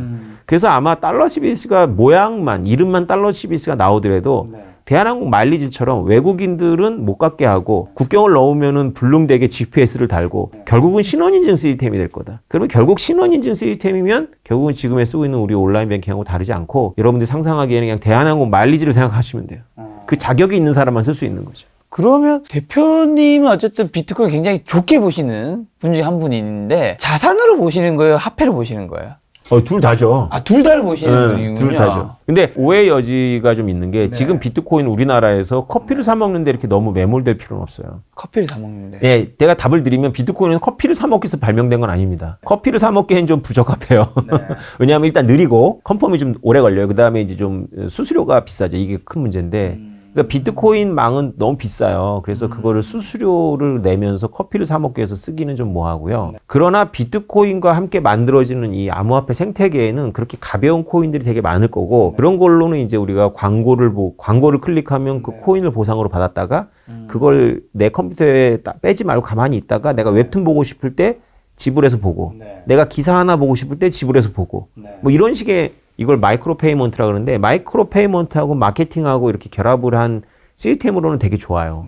근데 이제 이런 것들이 굴러가려면 비트코인이라는 이제 질량이 큰 게 이렇게 잡아줘야 되는데 우리가 생각하기에 이제 메타버스를 어디까지 보느냐의 문제인데 메타버스를 하나의 거대한 디지털 우주라고 이제 보고 그게 피할 수 없는 우리의 미래라면 이 디지털 우주에서 필연적으로 이런 암호화폐는 화폐로 쓰입니다. 그건 얼마든지 논증할 수가 있는데 좀 시간상. 그러면 저는 이제 화폐로 본다라는 부분에서는 투자 자산으로 보는 부분에서는 그래도 긍정적으로 보시는 분들이 꽤 있으신 것 같은데 화폐로 보는 거에 대해서는 굉장히 이제 부정적으로 보시는 분들이 훨씬 좀 많다고 느꼈거든요. 일단은 화폐의 기준이라고 하면 뭐 이제 그 전문가분들 얘기하시는 게 저도 정확하게 기억나지 않지만 뭐 그 중에 하나는 가격이 안정성이 있어야 된다. 변동성이 너무 심하면 그게 어떻게 화폐로서의 가치를 발휘할 수 있느냐. 그 다음에 뭐 국가가 뭐 발행을 해야 되고 기타 이런 것들이 있던데 대표님은 그런 의견들 화폐를 안 보는 부정적 의견들이 뭐가 있는지 다 아시잖아요. 그걸 하나씩 좀 중요한 한 두세 가지만 좀 반박을 좀 해주신다면. 가격의 요동은. 네, 저는 요거는 되게 공감 가거든요. 아니, 저렇게 변동했는데 저게 정말 화폐로서는 잘 모르겠는데 약간 그런 생각이 들거든요. 우리가 생각하는 화폐는 아니겠죠. 그런데 껌 사 먹고 슈퍼에서 쓰는 화폐로는 부적합한데 공사 거래를 한다고 생각을 해보죠. 제가 이 건물을 갖고 있는데 그 공사를 맡기고 싶어요. 업자한테. 그 업자는 나를 못 믿어요. 그래서 선불을 달라고 하거든요. 그렇죠. 근데 저는 업자를 못 믿어요. 그래서 저는 후불로 주고 싶어요. 그래서 보통 뭐 50도 50 뭐 이렇게 하는 데도 있을 거고. 그걸 이제 비트코인으로 프로그램이 가능한 돈이기 때문에 비트코인으로 잠그는 어떤 지갑에 제가 보내요. 그러면 제가 다시 이걸 못 뺍니다. 그러니까 업자는 공사를 시작하죠. 근데 업자도 마음대로 못 빼요. 둘이 합의가 있거나 어쨌건 프로그램에서 빠지는데 지금 여기서 중요한 얘기는 이게 아니고 3달이 걸린다고 보자고요. 그럼 내가 줄 때는 1억 원어치 비트코인을 보냈는데 3달이 지나서 찾을 때는 이게 2억 원이 되면 기분 좋겠지만은 5천만 원 되면 어떡할 거냐는 거죠. 그러니까요. 그거 문제잖아요. 그러니까. 예, 좋은 아이디어입니다. 근데 이런 거 가지고 비트코이너들이 진지한 비트코인을 한 번도 문제 삼지 않았어요. 왜냐하면 처음부터 답이 있었거든요. 예, 이게 디지털이고 프로그램이라는 게 해답입니다. 자, 여기 1억 원짜리 비트코인이 있어요. 근데 이 지갑을 엽니다. 저하고 김 작가님 말고도 다른 사람이 들어오다. 우리가 전혀 모르는 사람이 여기다 비트코인을 묻습니다. 자기 비트코인을. 그래서 이게 갑자기 2억 비트코인이 돼요. 1억은 제가 보낸 거고 1억이 더 와서 붙었어요. 근데 이게 가격이 떨어져가지고 5천만 원이 됐어요. 그러면 이게 1억이 된 거잖아요. 그러니까 비트코인이 가격이 절반 떨어져서 그럼 2억짜리 지갑이 1억으로 줄어들었잖아요. 그러면 공사하신 김 작가님은 다 가지시면 돼요. 근데 이게 3억이 될 수 있잖아요. 그래서 이게 6억이 돼요. 6억이. 6억이 되면 1억 갖는 거예요. 나머지 5억은 이거 갬블링에 들어온 사람들이 나눠 갖는 거예요. 이게 도박 시스템이거든요. 그냥 저는 도박이라고 말하는데 이 업계에서는 도박이라고 안 하고 이걸 이제 스마트 컨트랙이라고 합니다. 그리고 해칭 시스템이라고 해요. 우리는 벌이나 개미랑 되게 행동이 비슷한데 벌하고 개미를 대상으로 하는 것과 우리는 뭐가 다르냐면 우리는 도파민 중독자들이 많거든요. 인간 세상에는. 그래서 그런 분들은 도파민 중독자들이 실제로 존재한다는 걸 믿지 않는 거예요. 근데 이렇게 공사 대금을 가격의 앙등을 해지하는 방법은 도파민 중독자들 끌어들이는 거예요. 그러면 그들이 알아서 해결해 줍니다. 생태계가 만들어지면. 이해가 되시죠? 네. 가격이 오르면 1억만 가고 나머지는 다 저들이 갖는 거고요. 가격이 떨어지면 다 가져가는 거예요. 그분이 받아야 될 거는 어떻게 보면 보존이 되는, 나머지 분들이 어떻게 보면 잃거나 벌거나. 그렇죠. 그래서 그분들은 롱에 거는 거고 대금을 받는 분은 일종의 숏에 거는 거죠. 말씀하신 게 이제 커피나 우리 일상생활 마트에서처럼 그렇게 화폐처럼 사용되는 거는 좀 힘들다고 보시는 것 같고. 무역이나 건축이나 이런 금융에서는 비트코인은 시간까지 고려하는 화폐로서 최고입니다. 큰 금액. 그렇죠. 그러면 한국 사람들도 코인 투자 많이 하잖아요. 주변에 보시면 가격은 옛날로 지금 보면 다 올랐단 말이죠. 처음과 끝만 비교를 한다면 돈을 많이 버셨나요? 그거 주식하고 똑같은 것 같아요. 네. 그러니까 아주 소수는 엄청난 돈을 버는 것 같아요. 그렇죠. 예, 제 주변 이야기는 아니고 제가 이제 업계에 있다고 만나는 분들. 근데 대다수는 쏘거나 아니면 좀 잃어버리죠. 특히 알트코인에 이렇게 하신 분들은 대부분 큰 손실을 보더라고요. 알트코인 왜 그렇게 다들 할까요? 그건 현상이죠. 지금처럼 이제 비트코인 쭉 올라가잖아요. 비트코인 쭉 올라가면 이제 비트코인이 성장세는 좀 멈추고 이더리움이 쭉 올라옵니다. 이더리움이 올라오면서 이제 알트의 시장이 시작돼요. 그럼 알트들은 미친 듯이 올라가고 이제 주변에서 소문이 들립니다. 1000배 오른 것들. 그렇지. 이게 전 너무 이해가 되더라고요. 어느 순간에. 왜냐하면 저한테 만약에 가용 자원이 제가 나이가 30대고 1000만 원밖에 없어. 그럼 비트코인 좋은 건 알겠어. 그럼 1000만 원에서 제가 비트코인의 그 오르락 내리락 걸 다 견뎌봐야 1억 버는 거 아니에요. 10배 되면. 1000만 원이 1억 되면 물론 기분 좋지만 인생 안 바뀌잖아요. 근데 1000만 원어치 알트코인을 사가지고 이게 만약에 100배가 되면 10억이고. 어떻게 보면 주식의 지금 시총이 이제 굉장히 작은 종목들이 이게 급등락을 하니까 거기서 이제 나는 기회를 발견하겠다. 인생 역전을 기대해서 그러니까 우리가 일반적인 금융상품에 투자하는 분들하고 이 코인에 투자하는 분들은 마인드가 달라요. 그래서 일반 금융상품에 투자하는 분들은 2배면 엄청난 수익률 아니에요. 그런데 이 판에서 하는 분들은 2배면 너무 보수적인 거예요. 10배도 보수적으로 보는 거예요. 그런 분들이 들어오니까 쉽게 말하면 인생 막장인 거죠. 이번 날리면 나는 뭐 죽을 거야. 이런 마음으로 들어오시는 분들이 꽤 있는 것 같아요. 그러니까 그런 분들이 알트로 가는 거죠. 대표님 보셨을 때 그런 알트코인 투자는 좀 안 좋게 보시는, 이 비트와 이더만 딱 좋게 보시는 입장인 건가요? 아니면 어떠신 거죠? 저희 솔직한 마음 안 했으면 좋겠어요. 비트랑 이더까지는 해도 되는 건가요? 네, 안 했으면 좋겠는데 안 할 리가 없으니까 적당히 해라. 뭐 많이 하지 말고 100. 왜냐하면 저도 유혹이 드니까 100배 오르는 게 있는데 뭐 다운사이드는 다 잃어버리는 거지만 오르면 100배 오르니까 해볼 만한 게임이거든요. 인생 역전을 바란다면. 근데 안 했으면 좋죠. 자, 그리고 또 다른 영상에서 제가 봤는데 비트코인 창시자 사토시 나카모토 요 분의 정체가 밝혀지지 않았죠. 근데 이분은 누구라고 지금 대표님 추정하고 계시는 거죠? 저는 오래전부터 이제 할핀이라는 그 뭐 여러 가지 개발을 하신 분이고 사상가기도 하고 되게 똑똑하고 유능하신 분이 있어요. 돌아가셨고. 할핀이 누구죠? 사실 우리가 유명한 창업자라고 하면 빌 게이츠, 뭐 주커버거 다 알잖아요. 주변 사람들 만약에 얘기했을 때 비트코인을 모르는 분이라면 좀 대부분 모를까 생각하거든요. 그렇죠. 그러니까 뭐 지금은 사토시 나카모토보다도 훨씬 더 안 유명했죠. 그런데 이제 사토시 나카모토가 처음 여러 명한테 이제 이메일을 보냈어요. 이 논문을. 그 중에서는 가장 유명한 사람입니다. 할피니가 그 당시에. 나카모토라는 분이 이제 메일을 보낸 여러 명 중 한 명이 할피니. 뭐 어떤 부분을 말씀드릴까요? 할피니가 이제 특이한 점은 아주 오래전부터 인터넷 초창기부터 익스트로피라는 잡지에서 활동을 했는데 그 잡지에서 맨날 디지털 머니 얘기를 했어요. 디지털 머니를 만들어야 된다고 주장을 하면서 그 주장의 근거는 정부가 몰라야 된다. 아까 CBDC 얘기했잖아요. 그죠? 네네네. 정부가 우리가 이 트랜잭션 이런 거 모르는 화폐가 필요하다. 인터넷에서. 이런 주장을 원래 해오시던 분이었고 관련한 개발도 여러 가지 기술을 조합해서 해보셨던 분이고 2004년도에는 비트코인하고 되게 유사한 시스템도 개발했어요. 아 진짜요? 그리고 나서 2008년도에 그 논문이 나왔거든요. 네. 근데 너무 이상한 부분들이 이런 거예요. 할피니는 공식적으로 이건 이제 알려진 거고 확인된 건데 할피니는 처음으로 사토시 나카모토 말고 비트코인을 채굴한 사람이고요. 이건 팩트인가요? 그럼요. 얼마 안 지나서 채굴을 해본다고 자기가 공개적으로 하고 채굴을 했어요. 두 번째로는 사토시 나카모토한테 최초로 비트코인을 전송받은 사람이고 그리고 지금 현재 냉동인간 상태고 죽지 않았어요. 세포적으로는. 아 냉동인간 상태라고요? 법률적으로 사망했는데 세포 사망은 안 했어요. 세포는 살아있어요. 아 본인이 그 요청에 의해서 냉동을 한 건가요? 미국에 그런 기술이 있어요. 냉동인간을 하는 기술이 있는데 2014년도에 루게릭병으로 돌아가셨거든요. 루게릭병으로 돌아가시면서 냉동 처치를 했죠. 이거 원래 계획하고 해야 됩니다. 왜냐하면 수분이 얼면서 이제 파괴시키잖아요. 세포를. 그래서 피를 다 뽑고 물은 버리고 피 뽑고 냉동을 해야 돼요. 돈이 엄청 많이 들죠. 돈이 많다는 뜻이고. 그리고 냉동인간까지 하면서 왜 자기를 그렇게 해보려고 했냐면 이해가 되는 거죠. 내가 만든 비트코인 세상 얼마나 바꿨을지 너무 궁금하지 않을까요? 비트코인이 처음 시스템이 돌아간 건 2009년인데 이분이 루게릭병에 걸렸다는 걸 아는 게 2009년 9월입니다. 이분이 만약에 비트코인이 일생의 업적이라면 자기가 업적을 완성해서 돌아간다는 걸 확인하고 몇 개월 지나지 않아서 자기가 죽을 병에 걸린 걸 깨닫는 거죠.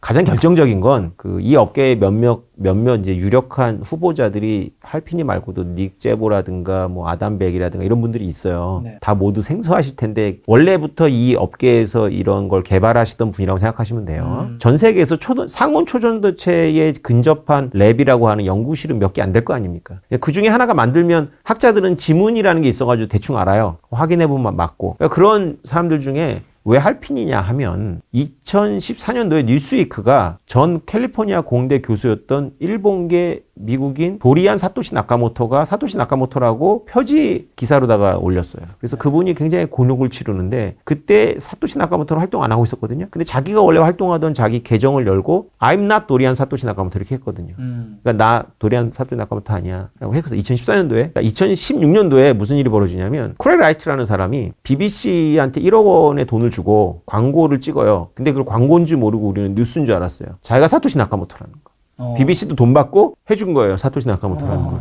왜 언론이 그러면 안 되는데 그렇게 했어요 그때는. 그래서 이 크레라이트가 사토시 나카모토라는 게 쭉 있는데 지금까지도 본인이 주장하고 추종자들이 있는데 I'm not 크레라이트라고 안 나와요. 우리는 두 가지 중에 하나라고 생각해야 돼요. 크레라이트가 사토시 나카모토인가 아니면 사토시 나카모토는 2014년도에는 살아있었지만 2017년도에는 죽었거나 그럼 이 프로파일에 맞는 크레라이트가 사토시 나카모토일 리는 없다라고 이제 바라고 싶은 거죠. 워낙 캐릭터가 다르고 그냥 너무 경박함 그 자체거든요. 우리는 그 싫은 거예요. 그게. 이건 바라는 바죠. 그래서 과학적 근거보다는 일단 크레라이트가 아니고 싶으니까 이제 할피니밖에 없네. 그 사이 죽은 게. 그래서 그냥 아는 사람들끼리는 다 아는 것처럼 돼버렸어요. 크레라이트 그분은 본인이 이제 주장을 한 거잖아요. 지금 맞는지 아닌지 정확하게 모르지만 그분은 비트코인이 맞나요? 없는 것 같아요. 혹시 그분이 이제 본인이 공개한 거니까 본인이 비트코인 몇 개 있는지 본인이 그 지갑을 공개하는 이런 걸 했나요?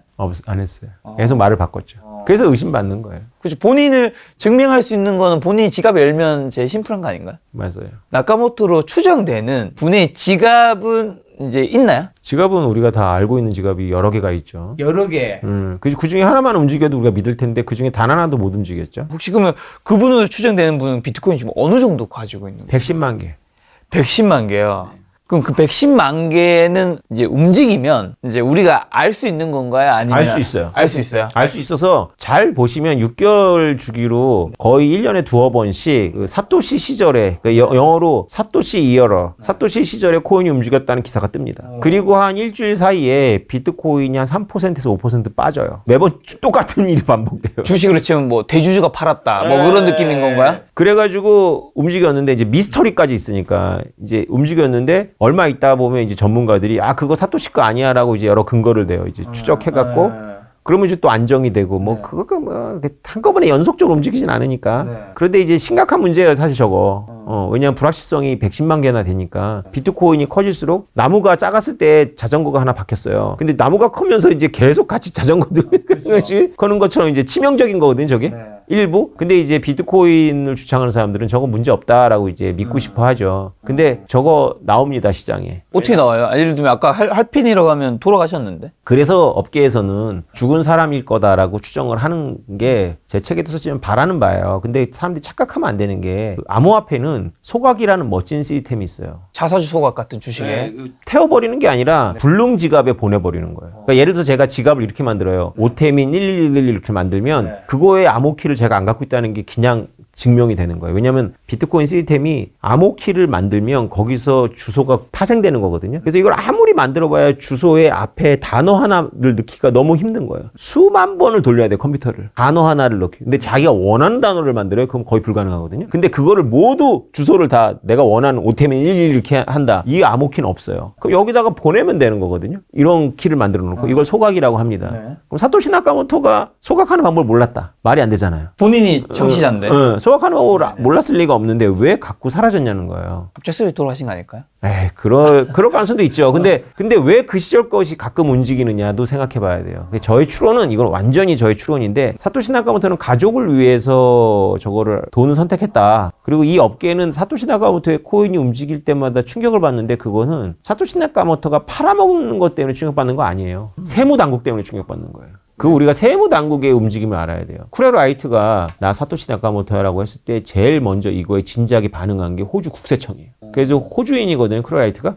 발표는 영국에서 했어요. 호주 자기 집을 압수수색했어요. 사토시 나카모토가 어느 나라든지 간에 그 나라 국세청은 녹아나는 거거든요. 그러면 그거 현금화하려면 많이 팔아야 되잖아요. 그럼 가격 어떻게 되겠어요? 떨어지겠죠. 엄청 떨어지겠죠. 그걸 두려워하는 거예요, 사실은. 그게 두려워할 만한 일이고, 110만 개 중에 한 50만 개는 시장에 나올 거 아닙니까? 세금 내야 됩니까?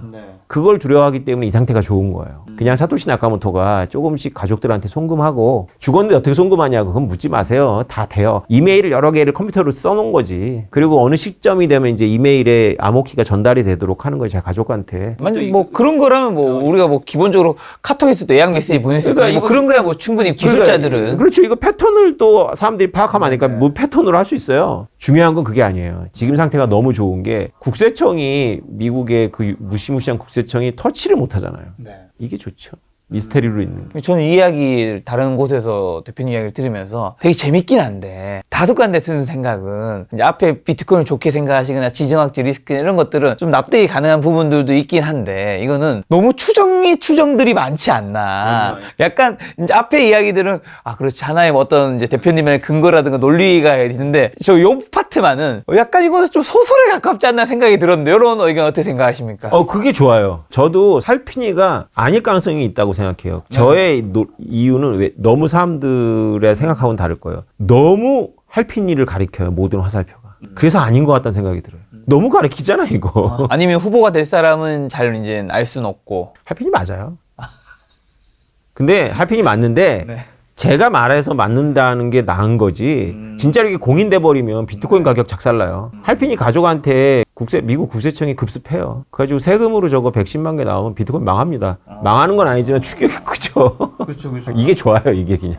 미스터리로 좀 있는 게. 아니, 지금 막 문득 드는 생각은, 전 세계에 이제 코인을 좋아하시는 분도 있고, 또 코인이 어둠의 세력에서도 많이 사용되고 있어서, 그 할핀이 가족분들의 어떻게 뭐 하려고 하는 안 좋은 무장 세력이라든가 이런 것도 말씀 듣다 보면 있을 수 있겠다라는 생각도 드네요. 그렇죠. 그래서 사토시 나카모토 자기 신분을 가린 이유가, 할핀이라고 가정했을 때 죽는 사람이 뭐하러 신분을 가리겠어요. 명예라도 얻고 가지. 저는 가장이니까 너무 그 마음이 이해가 되는 거예요. 자기 가족이 두 군데로 또 공격받아요. 세무당국하고 그다음에 어둠의 세력한테. 자, 또 비트코인 안 좋게 보시는 분들은 그 대표적인 옛날에 이제 폭동 사건들이 많았지만, 이제 튤립 사건이랑 비트코인이랑 버블이랑 비교 많이 하잖아요. 대표님 보셨을 때 뭐가 같고 뭐가 다른가요? 튤립. 이 책에서 제가 그 튤립 사건을 아주 그 최신 논문들을 갖고, 일단 우리가 지식 세계에서 튤립 얘기는 그만했으면 좋겠어요. 왜냐하면 튤립 자체가 조작이에요. 튤립이 조작이라고요? 되게 많이 들은 얘기인데? 많이 한다 그래서 사실이 아니라는 걸 우리가 알아야 되는 거죠. 정확하게 뭐가 조작인지 얘기해 주세요. 있었던 사건이 아니에요? 아니에요. 1600년대 네덜란드의 튤립 광풍은 소수의 화해업자들 사이에서 가격이 크게 뛰어 올랐던 거고, 정상적인 수요 공급에 의해 가지고 안정이 돼요. 근데 그것을 200년 지난 스코틀랜드의 문인이 튤립 매니아라는 책을 써요. 200년이 지난 이 스코틀랜드 문인은 네덜란드에 한 번도 가본 적이 없대요. 근데 1800년대에 나온 이 책을 모두가 인용하는 거예요. 그러다가 지금 200년이 지나니까 우리는 그게 기정사실로 되어 있는 건지 아는 거죠. 그래서 두 명의 독립적인 학자들이 진지한 학자들이 연구를 했어요. 영국의 골드가라는 역사학자가 연구를 했어요. 네덜란드 사람들은 꼼꼼해서 서류를 많이 남기거든요. 네덜란드 법원 서류를 뒤졌더니 튤립 버블 때문에 파산한 사람이 아무도 없는 거예요. 그 마차 몇 회 값에 거래가 된 건 맞아요. 특이한 돌연변이 튤립이 있었어요. 근데 그거는 30명도 안 되는 화해업자들 사이에서 거래가 조금 있었던 거고 우리가 튤립으로 망했다는 사람들도 사실 튤립으로 망한 게 아니라 부동산 투기 잘못해가지고 망한 거예요. 튤립 관련해가지고 화해업자가 파산 신청한 사람이 없어요. 그 다음에 비슷한 시기에 미국의 브라운 대학의 경제학과 교수는 경제학적으로 그 튤립 사건을 써서 논문으로 썼는데 저는 그 논문을 읽었습니다. 앞에. 뒤에 수학적인 논증은 이제 빼고 앞부분 읽었는데 거기서 본 바에 의하면 이렇게 얘기를 해요. 튤립이 터키산이기 때문에 유럽에서 이게 잘 재배가 잘 안 됐어요. 근데 튤립 가격이 점점점 원래 비쌌는데 점점점 오르니까 이게 부의 상징이 되고 이랬대요. 인재들이 모여든 거예요. 이게 경제에 일반적인 벌어진 현상이거든요. 인재들이 모여가지고 냉장으로 이게 씨를 저장하거나 이런 여러 가지 기법을 개발하면서 생산량이 늘어나요. 근데 이것이 그 당시에는 지금처럼 정보가 빠르지 않으니까 지역에 대한 정보 차이가 있어서 이미 개발됐는데 그걸 모르고 가격이 형성됐다가 이제 이거 실제로 실물이 쏟아져 나오니까 이제 가격이 다운됐던 정상적인 수요 공급의 변동이지 이걸 버블로 부르면 안 된다라는 게 이제 미국 브라운 대학 경제학자의 논문이고요. 아까 말씀드렸던 그 서류창 역사학자가 골드가라는 역사학자가 한 겁니다. 그래서 그러니까 이게 이미 벌써 30년 된 자료거든요. 한국의 지식인들이 얼마나 공부를 안 하는지가 바로 튤립법을 통해서 알 수 있습니다. 튤립 버블 사건 자체가 우리가 알고 있는 것과 굉장히 좀 많이 다르다. 거의 날조예요. 아니 어떤 사건을 200년 지난 사람이 이렇게 상상해서 썼어요. 그거를 모두가 인용한다 그래서 그게 사실인 건 아니잖아요. 알겠습니다. 여러 생각이 드네요. 또 그러면 이제 다른 또 부정적 의견도 이제 워낙 코인을 좋게 보시는 분이니까 균형을 맞추기 위해서 또 질문 드려보면 전기 낭비라고 이제 채굴이 굉장히 많은 비판을 사실 받잖아요. 근데 이게 실제로는 전기 산업을 효율화하고 전기를 금융화하는 데 이바지한다고 책에 적으셨던데 이건 무슨 말이에요? 저도 이건 전기 낭비라고 비판받는 부분 어느 정도 있지 않나라는 생각을 했는데. 네, 이제 비판자들이 계속 전기를 너무 많이 쓰잖아요. 그런 얘기를 합니다. 폴란드만큼 쓴다는데 그 매번 뭐 통계가 바뀌니까 오늘은 어떤 뉴스가 또 영어권에서 여러 군데서 떴냐 하면 이제 한참 떠들 건데 미리 제가 떠들어 드릴게요. 핫한 겁니다. 비트코인이 거래를 하나 하는데 미국에서 가정용 수영장에 물이 필요하다는 겁니다. 이거 어떻게 계산한 거냐면 화력발전소나 원자력 발전소는 그 발전기를 식히기 위해서 순행식으로 하는 게 있는 거예요. 공랭식보다. 물을 이제 차가운 물을 지내가지고 뜨뜻한 물로 이래서 버리거든요. 그 양을 계산한 거예요. 그 양을 계산해서 채굴업자들이 물을 쓰는 게 아니고 그 채굴업자들이 사용하는 그 전기를 사용하는 화력발전소가 자신들의 발전기를 냉각하려고 쓰는 물의 양이 그 정도인데 그거를 이제 비트코인은 초당 7개밖에 거래를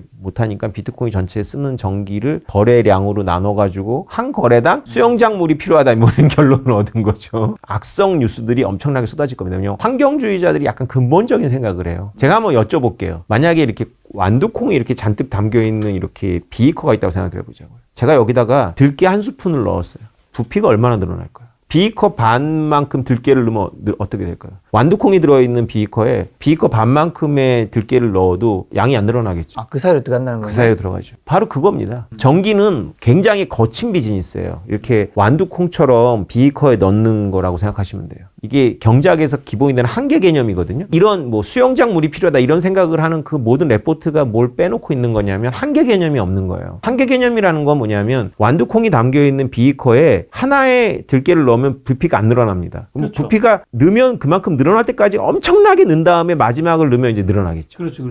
이제 더 이상 이제 들어갈 수 없을 거예요. 그 한계까지 오기 전까지 너무나 많은 범퍼가 있는 거거든요. 어차피 비트코인 채굴 안 해도요 냉각시켜야 됩니다. 왜냐하면 모든 발전소는 그 지역 주변에 피크타임에 맞춰져 있어요.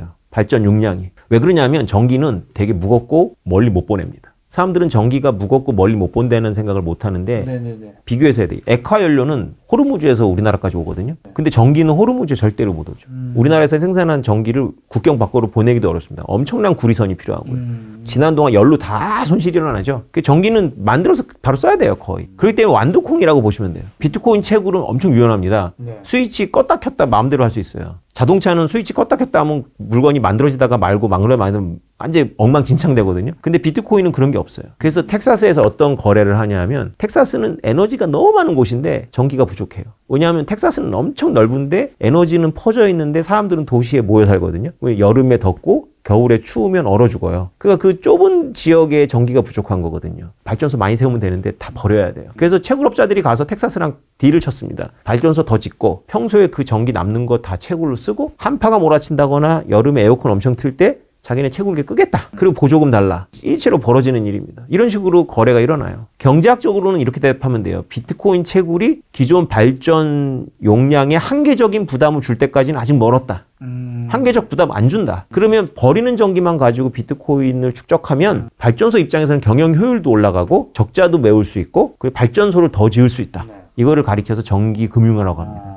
이거는 저의 이론이 아니고요. 저는 물론 오래전부터 떠들었지만 올해 KPMG, 세계 최대 회계법인이죠. 거기서 비트코인은 친환경이다라는 레포트가 나왔어요.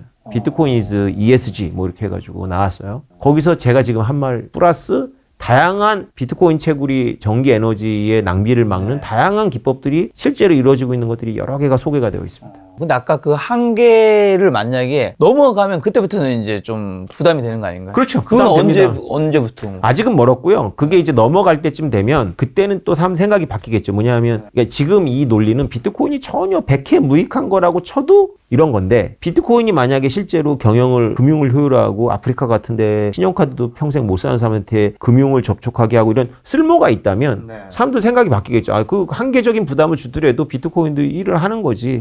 이런 수영장 풀 이야기, 뭐 폴란드 전기 얘기 이런 거 전부 어디서 나오는 거냐면 비트코인 전혀 쓸모가 없는데 그 전혀 쓸모가 없는데 이런 귀한 전기를 제공하면서 CO2 증가해야 되냐라는 지극히 환경 근본주의적인 발상인 거예요. 별로 경제학적인 고려가 없는 거기 때문에 신경 안 써도 됩니다. 전기는 분명히 남고요. 전기가 남는 거 여러분들이 어떤 거 찾아보면 되냐면 제주도 출력 제한이라는 거 기사 한번 찾아보세요. 끔찍한 이야기 제주도가 환경 에너지 재생을 한다고 태양판 풍력 잔뜩 했는데 그거 평소에 못 쓰게 만든다. 배전망이 망가져요. 계속 전기를 생산하면. 그럼 제주도는 뭘로 돌아가냐? 화력 이런 걸로 돌아갑니다. 재생에너지는 너무 불안정하기 때문에 기본 전력망을 했다가는 제주도 시민들 생활의 질 너무 낮아지죠. 그래서 기본 베이스는 화력 발전 같은 걸로 해주고 부가적인 것만 풍력하고 태양열로 해야 되는데 태양열이 너무 많아진다거나 풍력이 많아지면 이거 출력 제한해서 풍차 안 돌게 묶어야 됩니다. 1년에 100번 넘게 출력 제한시켜요. 그래서 지금 태양판 깔았던 업자들이 지금 집단 소송하고 난리가 났습니다. 우린 전국적으로. 자, 지금 경제적인 측면을 이제 고려하지 않으셨다는 멘트를 해주셔서 그럼 좀 정리하는 질문으로 비트코인 가진 경쟁력 뭐가 있는지 한번 딱 정리 핵심 요약 한번 해주신다면요. 네, 비트코인은 평상시에는 여러분들의 화폐가 가지고 있는 인플레이션에 대한 해지 수단으로서 의미가 있는데 그건 한국인들과는 좀 거리가 있는 이야기고 초고 인플레이션을 갖고 있는 나라의 국민들한테 그렇습니다. 한국인들한테 의미가 있다면 비트코인은 지정학적 위기에 이거밖에 대안이 없는 거고요. 그리고 슈퍼리치의 관점에서 생각해보면 자기의 부를 국경 밖으로 약간씩 분산시킬 때 필요한 거기 때문에 그 슈퍼리치가 이렇게 보기 때문에 우리도 관심을 가져야 되는 거고요. 더 중요한 거는 비트코인은 메타버스 시대에 무역과 금융과 디지털이 하나로 결합일 때 되게 굉장히 중요한 핵심 담보물입니다. 비트코인은 더군다나 15년 동안 저주를 받으면서 살아남았잖아요. 그러니까 없어지지 않는다는 걸 인정하시고 공부를 하셔야 됩니다. 그럼 궁금한 거는 앞으로 비트코인을 대표님께서도 책이든 강연이든 다른 걸로든 근로 사업으로 계속 돈을 더 버시잖아요. 지금 가지고 있는 코인이 있을 거고 더 모아갈 계획이세요? 아니요. 저는 계속 팔고 있습니다. 지금 10년 동안. 앞으로도 계속 팔 거예요. 지금 이건 좀 앞과 뒤가 안 맞는데 예를 들면 10년 뒤에 50배 정도 상승한다고 생각하시는데 이걸 파는 건 이상하잖아요. 저는 일단 가장이고 그 우리 아이들이 지금 한참 돈이 들어가는 나이에 20대 아이들이 3명이나 있으니까 돈이 장난이 아니게 들어가죠. 열심히 벌어서 저는 이제 책을 팔고 저는 강의를 팔고 그걸로 안 되면 비트코인을 팝니다. 근데 이제 최근에는 이제 좀 다시 좋아져서 책만 팔아도 돼요. 그래서 이제 비트코인 안 팔죠. 현금이 더 생길 수도 있잖아요. 여유 자금이. 그러면 이제 좀 생각을 바꿔야 되겠지만 저는 이미 충분히 갖고 있다고 생각해요. 더는 뭐 의미 없다고 생각하죠. 마지막으로 2024년 비트코인 투자 포인트랑 눈여겨봐야 될 변수만 한번 찝어주고 가신다면요. 2024년 4월 달에 반감기가 있습니다. 그리고 2024년 1월에 그 240일인가 연기했던 이제 중요한 ETF 승인이 거절이 되거나 승인이 될 텐데 너무 자신이 없으면 제가 다른 채널에서 말씀드렸지만 승인되고 나서 투자하셔도 돼요. 왜냐하면 승인이 거절될 확률도 있기 때문에 거절되면 많이 떨어집니다. 그러면 그때 다시 사셔도 되고요. 지금은 약간 모험적이죠. 이 승인이 날 거를 전제로 사시는 거고요.